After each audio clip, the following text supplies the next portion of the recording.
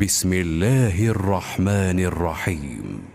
إن في خلق السماوات والأرض واختلاف الليل والنهار لآيات لأولي الألباب الذين يذكرون الله قياما وقعودا وعلى جنوبهم ويتفكرون في خلق السماوات والأرض ربنا ما خلقت هذا باطلا سبحانك فقنا عذاب النار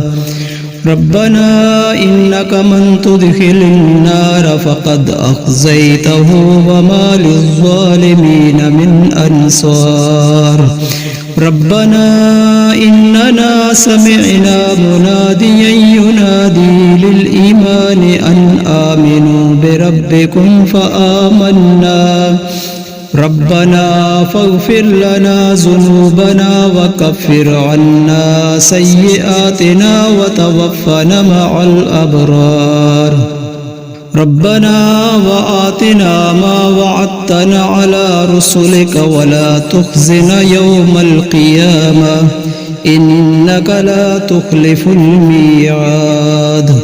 فاستجاب لهم ربهم أني لا أضيع عمل عامل منكم من ذكر أو أنثى بعضكم من بعض فالذين هاجروا وأخرجوا من ديارهم وأوذوا في سبيلي وقاتلوا وقتلوا لأكفرن عنهم سيئاتهم ولأدخلنهم جنات تجري من تحتها الأنهار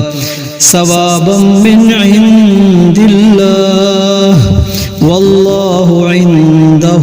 حسن الثواب لا يغرنك تقلب الذين كفروا في البلاد متاع قليل ثم مأواهم جهنم وبئس المهاد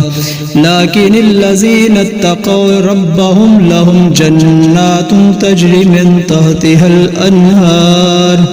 خالدين فيها نزلا من عند الله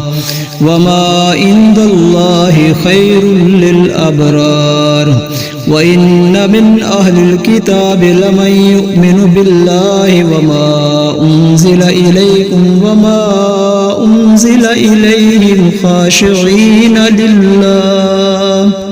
لا يشترون بآيات الله ثمنا قليلا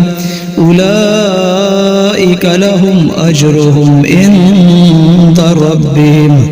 إن الله سريع الحساب يا أيها الذين آمنوا اصبروا وصابروا ورابطوا واتقوا الله لعلكم تفلحون.